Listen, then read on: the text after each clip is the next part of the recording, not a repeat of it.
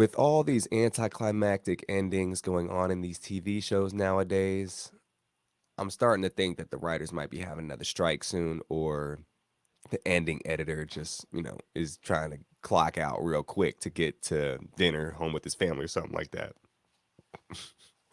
Welcome back, y'all, to the DeAndre Way. We are here covering Alexander, the Making of a God, episodes 4 through 6. We finally finished this one. It took a minute. Been real busy with the travels as of late, going this way, that way, and the third.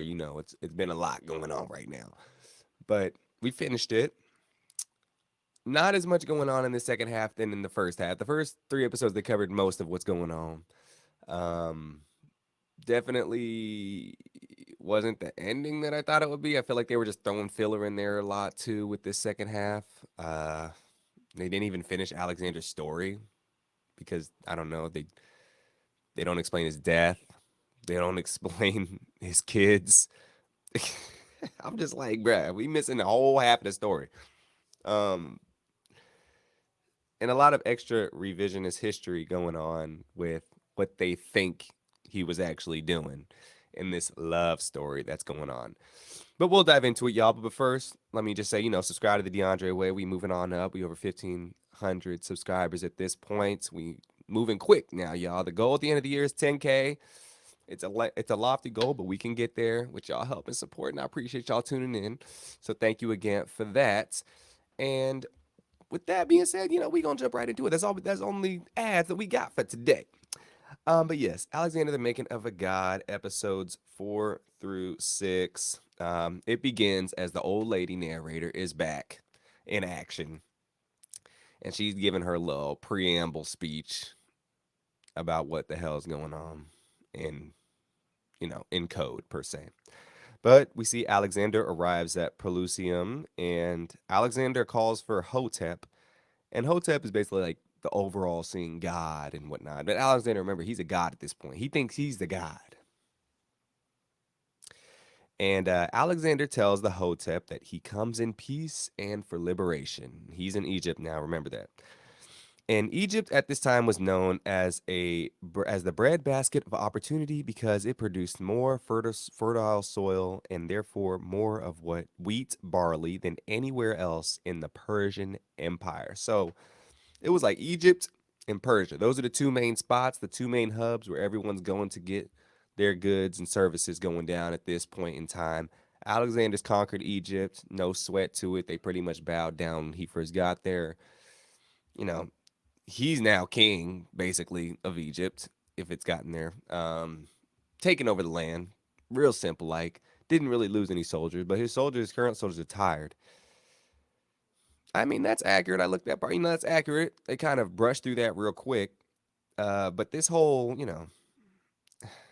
I don't know if it was as peaceful as they're making it sound, per se. I'm sure there was some kind of bloodshed, but they making it sound like he just walked in the front door. They laid out the red carpet to him and said, "Kick your feet up. Here you go." We're feeding him some grapes in his mouth, fanning him off with the giant leaves, the whole nine. I didn't know the Egypts rolled down like that just for this man, but they probably heard through I don't know, the scriptures or some messengers that he was coming to town, and I guess their conquerors, they was tired, so they just said like, look, let somebody else take it. We good. But yes, the relationship soon between Egypt and the Persian Empire, as they explained, was a little shaky and broken off from time to time. And it's always been a very perilous situation with a lot of hostility. So Egypt is like, look, you hate Persia, we hate Persia. You attacking Persia, we want to attack Persia. Let's work together. So they got this hand in hand. Our common enemy is, you know, bigger than anything else at this point. And so they join forces. We don't get any of the Egyptian, like, main people given any kind of, like, we don't get the Egyptian side of viewpoint of this. And I know it's not their story to tell, but sorry, there's a whole bunch of hair on my microphone. We don't get their point of view from the situation. It's mostly, obviously, it's Alexander, not the Egyptians, but I don't know. They just looking like some punks in this situation. They just lay down like that, and the Egyptians. It says when Alexander came, it was a godsend because they wanted to get rid of the Persians for the Egyptians, and so they let Alexander in so he could do the work for them. So they're like maybe it's they're seeming smart because they're thinking like, oh, we'll just let they'll just let the Macedonians come in here and do all the heavy lifting for us, and when they're done, we're gonna take them out. I could see that, but you let them in too long, they gonna get comfortable and they gonna clean house from the inside. But that's just what time zone Egypt is on. Maybe they got some underground plan later on. That I didn't go past further of the Alexander saga, so maybe they did, maybe they didn't. We ain't got that far in history. Now Netflix has released some other little, some Cleopatra things, which I think is before Alexander the Great. I think that's way before, and then some other history docu series, mentory things, docudramas that we may or may not check out, but that's just what time it is with them. But yes, Alexander soon embraces the Egyptian religion and was crowned pharaoh. Woo! I mean, he was crowned pharaoh like Yu-Gi-Oh! Got the whole hat and everything. And I'm just like, dang, they gave up everything for this player right here. The white man coming to take over everything in this story. It's a tale of time. It's the oldest tale of time.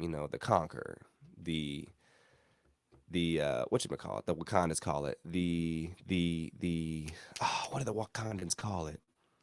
Colonizer, the colonizer per se. I don't think he promised them the same things like the Pilgrims promised the Indians, but it's looking eerily similar. I, it's just interesting to note. I'm just putting that note down there. It's eerily noted that the same thing that's happened in BC has happened AD since, forever. And it's just very eerie to say the least. But yes, he adapts their religion, so he's taking their culture and putting it on his own. You know, I ain't gonna compare him to Eminem or anything like that because I respect Eminem too much for that. But I'll say more. What's his name? Elvis Presley style. He's pulling an Elvis. He came into the homes of the Egyptian folk and started, singing their songs, doing their dance moves, the whole nine. And it's just like, wow. When we look at it from that point of view, was he making a mockery of the situation? That's why I could see like some people looking at him sideways. Cause look, his own people could be looking at him like, or start looking at him like, wow, you doing this foolishness Egyptian stuff, just like Elvis's other white counterparts are probably looking at him like, you doing this foolish black African dances and singing styles, and you singing these songs, but he's making their own. So Alexander probably took what they had like Elvis and flipped it and made it kind of more acceptable per se. But it's just interesting the parallels between Elvis Presley and Alexander the Great. And it's not the kind of stuff that I particularly am fond of. That's just me though. But yes, he starts taking all the stuff that they doing and making it himself. His troops aren't happy about it. I don't know really how the Egyptians are feeling about it. They making it seem like they're cool with it, but something tells me that I feel like they're pissed off because this outsider is wearing the pharaoh's throne and wearing a crown and starting adapting the customs because he might not be being as respectful of the customs as they think. He might be making a mockery of it. Who knows? We don't know those details. I'm just looking at it from that point of view.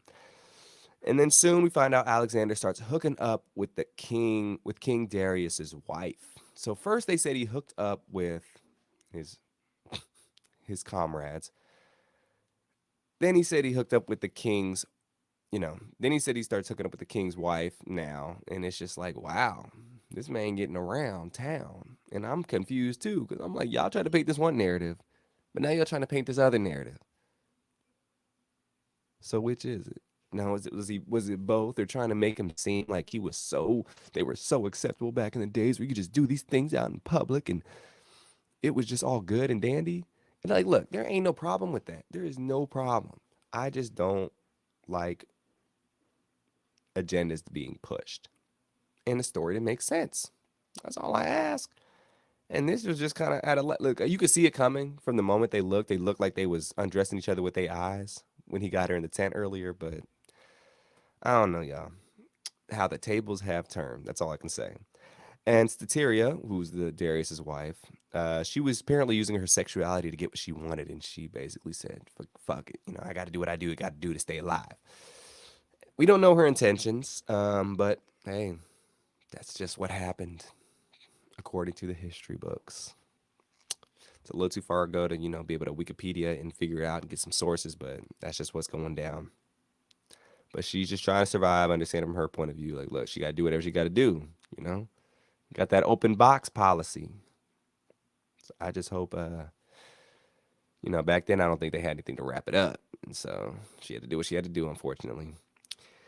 But yes, Darius, we soon get a little more information about him. We find out we know of course that he was not born into the royalty that Stateria was, and yeah, he had to earn it. So when Statiria's out fooling around and whatnot, you know, say she marries Alexander and she becomes the queen, his title could be stripped, like just like that, because he's not an heir of the throne. He just married into it. Stateria was the princess, I believe, and then she became the queen.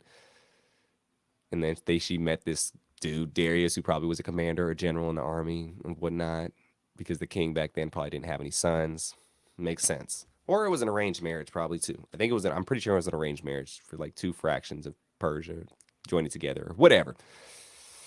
But that's how the things worked. So they explain how Alexander founded the city of Alexandria in Egypt. Okay, and Hemph, Alexander's comrade, seems to be getting jealous of Stateria because they having a little fun. He sees it right in front of him. He's getting a little. He's like, dang, that should be me. So I thought he was about to go kill her for a second there. This should be a soap opera. They could make a whole little series out of this. It'd be kind of funny, but that would be too much revisionist history for most folks. But soon, yes, Alexander founded the city because he saw an outpost that he could put the water by the city, and there were other ports he could make. And so we venture back to the archaeologists, or venture forward back to modern day archaeologists, digging in Alexandria, looking for the ruins of Alexander in this temple that they're picturing with their minds that this once was. And the archaeologists are digging and digging and digging. They're looking for more remains, and eventually they find the royal quarter, which is the cross intersection of the two main roads in Alexandria. And somewhere Alexander lays down the foundation of Alexandria. He leaves to continue his missions. Alexander's men. Well, sorry, I won't jump into that. So basically, they keep flashing back to this archaeologist, and they're digging like with little gardening tools. It looks like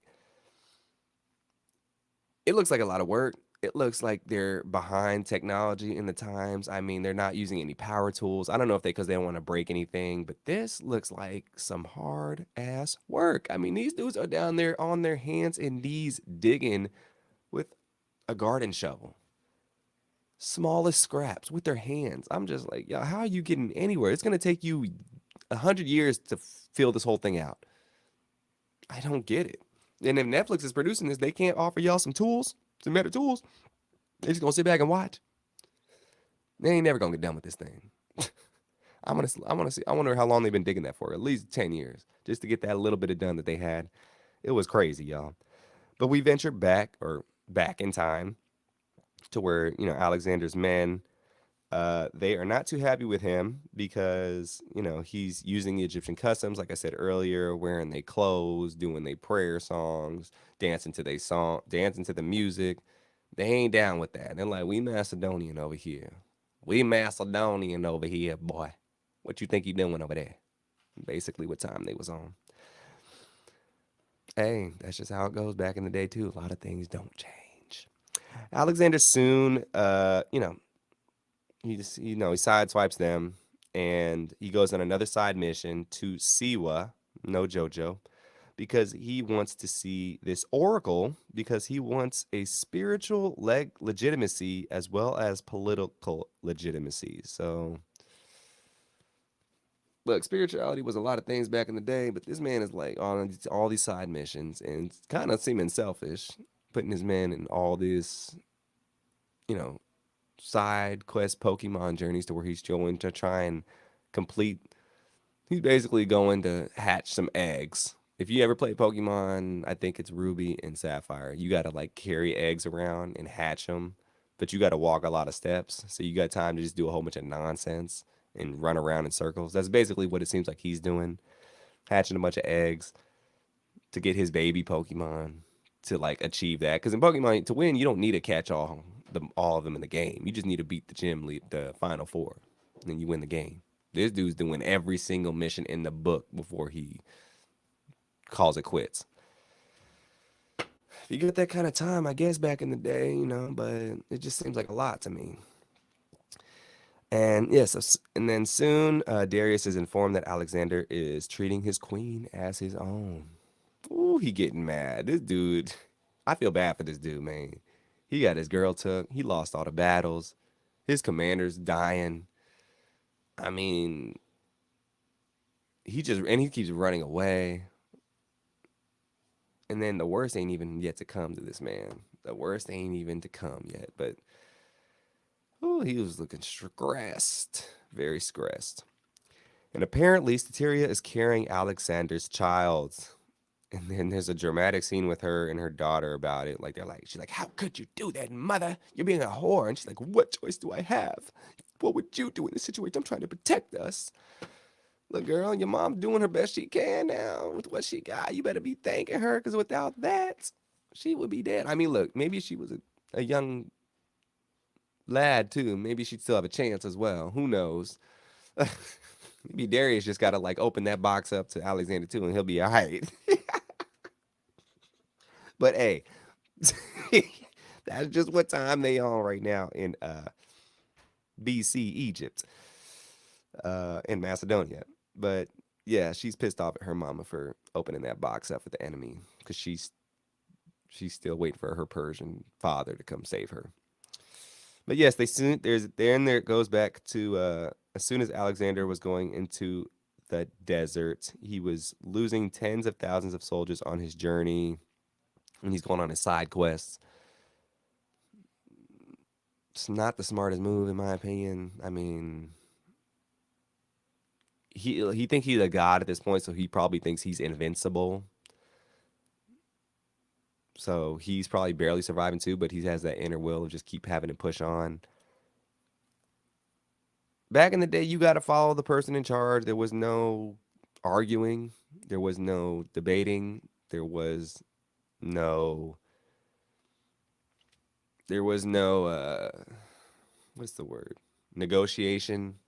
If you're an underseer, you just kind of had to do it, and whatever happened to you along the way, you did it in honor of your country and your people. R.I.P. Tough life, tough life, tough life. And yes, they have a scene of Darius doing some heavy training with this sword. So he's like, going Karate Kid style, fighting this dude, sparring with him, thinking that that's going to be what time he's going to be on with Alexander with this one-on-one sword match. What this man should have been doing is he should have been getting his troops back to get that lick back. He got all these troops still. He keeps running and running and running, running and running, running and running, running. Do something, bro. You got to go somewhere, get some new allies. But you out here sparring just to what? Get jumped and run away again? Your homie's looking at you like, bruh, what are you doing right now? You wasting time sparring with somebody. Let's get to work. This ain't doing nothing. You lost your wife and your daughter, and you out here sparring right now. This man think he Goku in the time chamber, and he got all the time in the world. Do something, coach. So yes, soon Alexander finally arrives at Siwa. So the thing is, this whole documentary too, be jumping all over the place. It just be jumping sometimes the second half, and I'm just like, slow down, please, slow down. But yes, they arrive at Siwa, and this is all part of his PR campaign. So he has divine, divineness, divine power, and that's just as important to him as the military victories. So without this trip, he would not be the king we know him to be, because it is a parcel to him on this trip. A bunch of hogwash and baloney. Don't I don't believe that for a second. I'm sorry. I just think that's a bunch of fluff to try and make him seem greater than what he is. This has nothing to do with it. If he would have lost the battles and went to got to these shrines and still got essentially emancipate or uh, not emancipated. He got owned as the by the gods. That wouldn't mean nothing if he would have lost the battles. Point blank. Period. I just think they adding fluff to this dude. But yes, then episode 5 begins, the living God. And so the episode begins with Alexander walking to this temple, talking to this old. So the old lady narrator pops up in the temple. She's doing breaking the fourth wall up in here. And they're basically, she's the oracle now, which is a lot of hogwash too. They're basically breaking down the fourth wall, yeah, and having a conversation about what he must do. And she's going to show him that that laying touching on his forehead, and he goes into another trance. It's like, he's back in Wakanda, seeing the ancestors, and she seemed to cast some Harry Potter spell on him to have him see everything in the past and the future. So this man's all seeing. It sounds like he just got a little drunk and high and maybe took some shrooms. But look, back then they could say whatever they want. Yeah, y'all, this whole look, everything in here is just a lot. It's just a lot. It's far fetched. Like, look, I believe in certain things. I'm very spiritual. But they seem to, back in the day, see God a lot. They must have, there's a lot of, God had a lot of demigods. And nowadays, he doesn't seem to have any, at least that we know of. Maybe they're quiet. Who knows? But all these crazy things was happening. We don't hear this no more. Look, I'm not saying it's completely fake, but it's just far fetched, is what I'm saying. Eh, that's all I'm gonna say on that. Look, like I won't get into it anymore. I'll try not to. But they just keep having these little moments and whatnot that just seem real Disney Plus. And so, yes, nothing is really known of what happens to Alexander in the temple when he comes back out of the experience. But he comes back out a changed man, apparently, because he's on shrooms. That's what happens when you get on shrooms. You start thinking a little different. It sounds like shrooms to me, y'all. Looks like a shroom, smell like shroom. It's got to be a shroom. He claims the oracle pronounced that he was the son of God, the son of the god Amun.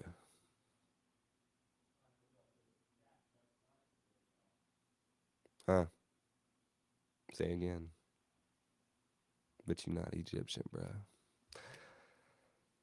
Anyways, uh, so yes, this point on, he rejects himself as a living. He rejects himself as a living, breathing God. He accepts himself as a living, breathing God. And soon he returned to Memphis, Egypt.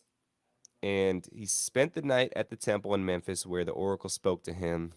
Well, before he went back to Memphis, he spent the night at the temple where the oracle spoke to him, which was where the old lady did her little Harry Potter flick and switch. And the god Amon Ra, no Saint Amon Ra Brown, Lions. Amon Ra claims him as a son. So I thought he was Zeus's son initially, but now he's Amon Ra's son. So which is it? I'm pretty sure in the first 3 episodes he was a son of a god, and I'm pretty sure they said it was Zeus. Now it's Amon Ra. Moving the field goal post, y'all. I'm confused at this point. I'm really confused. I'm confused. Alexander's Macedonian generals are soon concerned that he's adapting too much to the Egyptian culture and the Persian culture, and he's going native. And, they're questioning if he's still with them. Like I said before, y'all, he pulling an Elvis, man. He's wearing their clothes, doing their dances, and they not liking it. These are kind of dudes from, like, it seems like High School Musical settings. When Troy Bolton tries to go play or go in musicals, and his basketball teammates are like, "What are you doing? Are you stupid? You're this, you're that. Oh my gosh!" And he's like, "I can do both.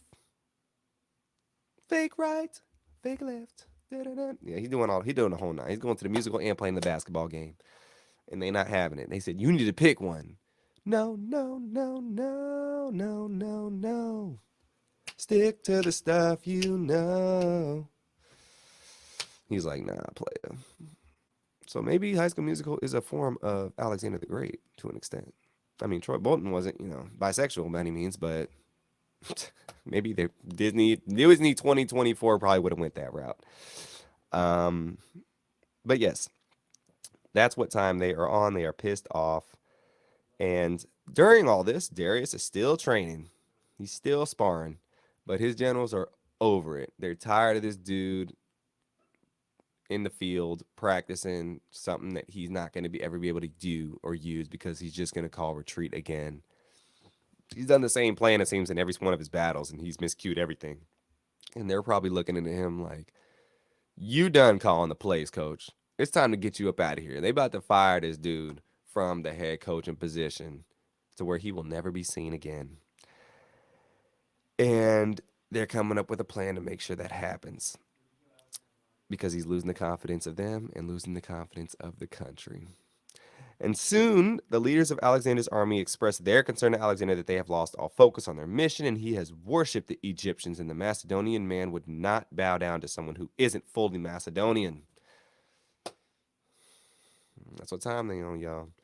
And so, in the live action remake, Alexander gives this speech, what we see. It's very epic. And he tells them that he's helped them all along. I've helped you. Who was the one who led you into battle? Who was the one who made Darius flee? Who was the one who conquered Egypt? Me. So he's backing up with the facts. He's like, look, y'all, I'm gonna do what I want because I took care of business in the past. And until somebody does something at least a little bit to my standard, a little bit up to par with me, y'all can shut up. And they shut up. Y'all, he was punking it. I ain't gonna lie, Alexander was punking everybody. I mean, he basically said, look, if you don't fly with what I'm doing, you can get the hell up out of here too. And go ahead with Darius. And then we just gonna do the same thing we did to the people earlier. Tie your hands up behind your back and slit the throats easily, one at a time. Who's next? And they was like, oh, I forgot about that. So I mean, this dude did help them prosper, and they knew what they signed up for. This man is a madman essentially, going on a deranged mission, never-ending conquest, and he ain't gonna stop. He won't stop. So they pretty much SOL if you in the military at this point. And so, yes, he says, "Come with me or get lost." And the Macedonian warriors essentially side with Alexander, and his generals did all as well, even though they're pissed off about it. And they say this real quick. Ptolemy, he stood by him as well, his other companion. But eventually, Alexander passes. Ptolemy eventually would become the king of Egypt, which we don't get that. We just get that little excerpt. I didn't look too deep into it, but yes, that's what they said. And apparently, other people are referring to Alexander as Alexander the Invincible now. Well, obviously, because he thinks he's invincible. He's probably been spreading this propaganda that he can't be touched. Back in the day, you gotta. These things are kind of like facts. When I say facts, as in like if someone tells you I'm invincible and I've conquered all these things, people are gonna believe it and they're not gonna question you. They think if they do question you, they're next. So you don't want to be the one that speaks out and then your head's on a platter. So that's just what they gave him. Um, so yes, soon Darius has a plan to burn all the crops between Persia and Alexander's troops to starve them out. I don't think it'll work. Obviously, he hasn't got the memo that he's conquered Egypt. He got plenty of food and water down there. They're right by the Nile. He needs to catch up on his New York Times. He's like a month back, or get a new messenger or something. But yes, it is not 100% confirmed that Stateria had Alexander's child, but her and the baby don't survive the trauma of childbirth. So they want to put out this stigma earlier that she was having Alexander's child. But now they're saying, oh, it's not 100% confirmed that that was it. But we just want to make it seem like it was. Pushing narratives, y'all. Y'all watch these. Please watch these shows with an open eye and just see everything that's going on. That's why I'm helping you. That's why I'm here too, to see everything that's going on. I don't think that was her child. Just some research that I did. But they're trying to make a TV show at the end of the day. That's what it seems like. But yeah, she passed away, unfortunately. So did the baby. So she's up out of there, and all that's left is the daughter. And so soon Darius is told that his wife has died giving childbirth to a son, and ooh, he's like the red emoji, the mad emoji right now. He's like steaming hot, and he wants to do something, but he don't know what to do. They make this dude look like the biggest punk on earth, I swear. But yes, With Stateria dying, Darius is right to the throne, soon to be cut off soon because he was not the heir to the throne. And some people who followed him slowly start going to Alexander's camp. They're like, look, dude, your wife was the only one holding you together. We out. Peace. That's like the Beyonce fans that are only Jay-Z fans because he married Beyonce. Oh, if they ever got divorced, they would be out. They'd be like, peace. It was nice friend. We out. I mean, he would lose a good chunk of his fans that are really Beyonce fans, but just subliminally supporting him because of her.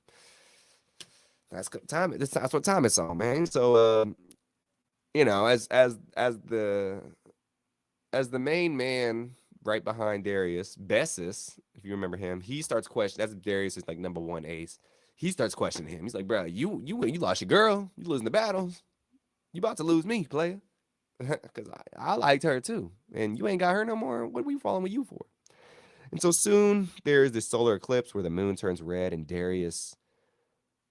And this symbols to Darius that Alexander has eclipsed him to Alexander's camp. And this really doesn't mean nothing essentially. And sorry, I said that wrong. So there's a solar eclipse to where the moon turns red.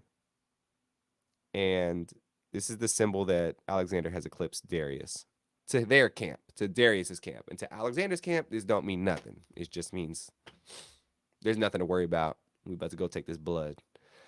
And so there's this guy, Mazaeus, who is Persian, who was supposed to marry Statiria's daughter as promised by Darius, but Alexander sent him a note tricking him into thinking that Darius wouldn't follow through on his deal because they're struggling right now. And Alexander's basically using mental warfare against the Persians, turning them against each other. So there was this dude that Alexander captured or surrendered to Alexander, essentially, that was from Darius's camp. He's in love with the king's daughter, Statiria's daughter. Alexander initially promised him, like, hey, you work with me, I'll let you guys marry each other. Well, Alexander said, look, the queen is dead. So that deal technically is altered a little bit, coach. So he kind of, ripped up the notes and receipts and threw them in the trash. And he was like, well, Darius hates you. And he doesn't want you to marry his daughter. So he's tricking this dude right now. And Alexander was messing with the minds. And soon it is time for episode 6, A World Still to Conquer. So at this point, Darius is willing to offer up his daughter to Alexander and half of his land, but Alexander was not having it. He still wanted to take everything and rejected every peace offering available. He is not taking no white flags. He is taking everything. Everything. I mean, he had no mercy. I'm like, dang, dog, ain't you tired? Just take the money and go. I mean, look, they're giving you everything. I was like, no, I want to win this battle and destroy them. Leave nothing. Take everything. That was one of my quotes. That was one of our quotes in our slogans at Mizzou 2014-2015 season. Or 2013-2014. 2014-2015. One of the seasons. Anyways, yes, take nothing, leave everything. Take everything, leave nothing. And they wasn't playing. They was not playing. And soon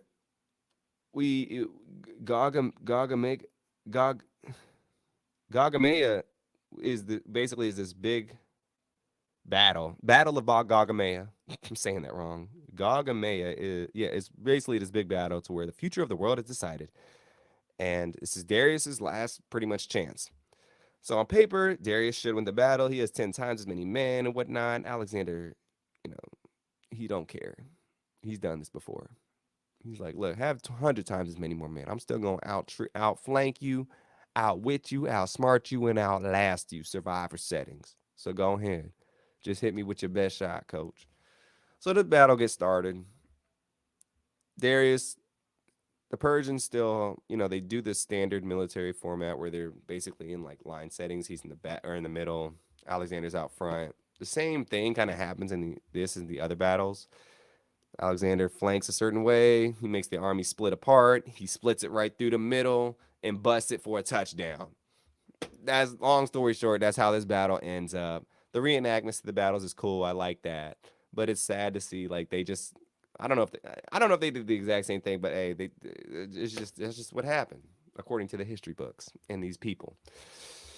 But yes, a big gap was open. Alexander busted right through it, and Darius eventually decided to retreat yet again. It's like a repeating cycle at this point, and his army's out of here. So at this point, his army's like, "Look, that's it. We can't have this no more, Darius. So we gonna have to do something." He's like, "I'll get the next one." Okay, coach, you'll get the next one. And so when Alexander wins this battle, he now has his eyes set on Babylon, the capital of Persia, essentially at this point. And so soon Alexander takes over Babylon. They get to cut to that real quick, and Hephaestion, you know, Alexander, they get to Babylon after everything's conquered and whatnot, and it's just them two talking. And guess what? They have another moment. They get it on and cracking. And you going back and forth with this Alexander bisexual thing. I don't know. It's just interesting. That's what they're kind of focusing on is this love story, which none of it is confirmed. You know, it's just kind of just speculation because of the Greeks. I personally don't care for the love story too much. Like I said, I don't have an issue with it. I just want the accurate stories told. And if you don't know something, let's not try and make something up to make it seem like there was something. That's just me. But yes, they have a moment in the throne room, out of all places. And Alexander says, I ain't gonna sit on this throne until Darius is killed. Y'all can do what y'all want. Y'all can sit back. I'm going after him. Actually, y'all gonna come with me too. So just when they take over the capital, like, are we done yet? They're like, nah, we got more work to do. I'm just like, they're like, bruh, can we please go home? We've been fighting for years. He don't care. He's on some other time. I don't know if he got them powerful shrooms. Them powerful shrooms gonna keep you going. It's kind of like, methamphetamine. You won't be hungry. You won't get tired. You just gonna keep going. That's what he on right now. I didn't know they had those back in the day. I guess they had to make him something. And yes, the fear of Alexander's men is that the further east he goes, the further he gets away from the Macedonian roots. He's pretty much miles and miles and miles, thousands away from home at this point. They ain't going back at this point. They got to read the writings on the wall. I hope they kissed their families goodbye for good when they left the first time because they knew what time it was with this Alexander character. And Ptolemy soon tells Alexander the only reason his men have continued to follow him is to get even and settle the score for the thousands of years of bloodshed against the Macedonian people. And if Alexander doesn't keep convincing them that that's the reason why they're going on, he's doing them a disservice. So he's giving Alexander the game plan, like this is what you need to say to these people to keep them going because they're at their wits' end and we about to turn on you, like Darius' men about to turn on him. Alexander's like, I don't care, do what you want. Y'all can die too. Apologies, y'all. I'm still getting over this cough. But we powering it through it because we a troopers. We troopers like Alexander. That's my middle name too, so I'm gonna make it happen. But yes, Darius is now deciding to use guerrilla warfare against Alexander. He hires mercenaries to camp out in various parts of the mountains for months and months, could be years, just to make sure Alexander does not get to him, and Alexander is killed. That's a job. How much is he paying for them for that to sleep in the desert? That don't sound too fun. I don't know if I could do that, but hey, back in the day, they did whatever they needed to do, I guess. But yes, soon, after all these plans and tactics, Darius's men get fed up. They get fed up, and they're like, look, bruh, it's all over. It's all over. They kick him out the group like they did Effie White and Dreamgirls. And he's out of there, coach. And his homie just in the back. And that is the end of our friend Darius. Got killed just like that in the desert. And it was probably one of his main men, and they all probably schemed up against him and jumped him in the schoolyard and stomped him out. And that's the way he went. I mean, you make that many mistakes, it's going to happen. You want eventually, coach. So hopefully it was just painless. But apparently, Alexander Company are out searching for this dude. And they conquered Babylon. They kept looking, and apparently they traveled over 18 hours. nonstop to find his corpse because they got news that he was killed. And when they find the corpse, Alexander is like showing massive respect. He's like, this man was a courageous man. He was brilliant, blah, blah, blah. I'm like, duh, what? What? I was confused by that. I don't know if that was accurate. I think they're just putting things out there. But they're basically making Alexander prop Darius up like he's the rightful king. Why was he fighting with him? Okay. In Alexander's mind, he says that the way they should have took over the throne is for Alexander to kill Darius himself. Okay, I don't think he would have been if he would have. Bro, what? That doesn't. Who cares how he died, bro? Is that what the Oracle told you to, Alexander? But whatever. Yes, he died. Alexander's being respectful. His officers looking at him like he crazy. And now Alexander is the king of Persia officially. And there's no greater accolade. And so Hephaestus and Alexander have another moment. After Darius' death, they hold hands and, you know, they having this spiritual connection.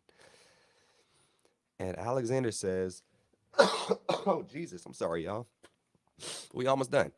Alexander says his conquests are still incomplete. He says he needs to create an empire that eclipses all others. I think he already has. I don't know whether empire is unless you're talking about the Chinese empire or whatnot.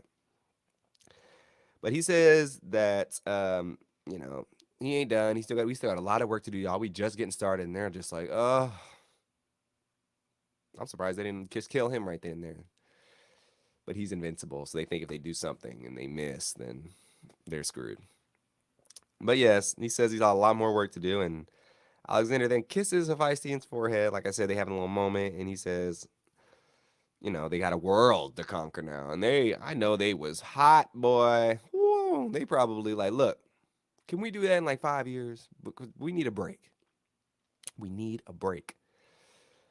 And so then that's pretty much how, the story ends on that part of view. The last part of it is we get back to the architects, and they're still looking for Alexander's tomb.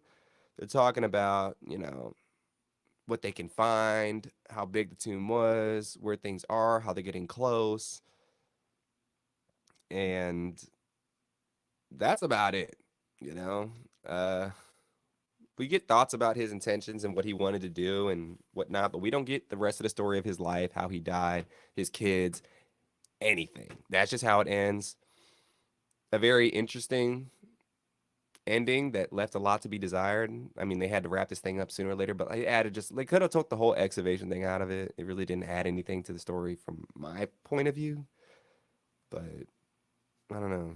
That's just what time they was on. But yes, y'all, that is Alexander, the making of a god. The whole entire, episodes 4 through 6, and we covered 1 through 3. If you haven't seen it, check it out. I'd give this honestly a 6 out of 10. I'll give it a 6 because look, the action scenes were good. The remake, it seems quality enough for me. Like I don't need it to be perfect. But there was just a lot left out in the story, a lot of revisionist history, a lot of making a story that wasn't accurately a story. Just a lot of things that didn't need to be included.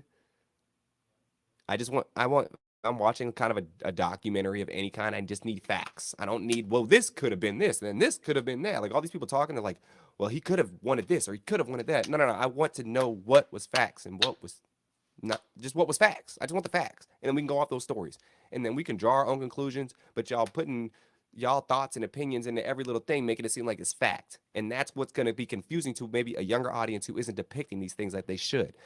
So if a I like documentaries because they're usually telling facts, and when they're not doing that, they're not doing the whole documentary justice. So that's my take on it, y'all. Appreciate y'all joining me for this. We finally done with this one. We'll wrap it up, put it in the coffin, and maybe it'll be uncovered another one day when they find Alexander the Great's tomb. Who knows? But y'all, appreciate y'all joining me again. Peace and blessings, and I hope y'all have a wonderful rest of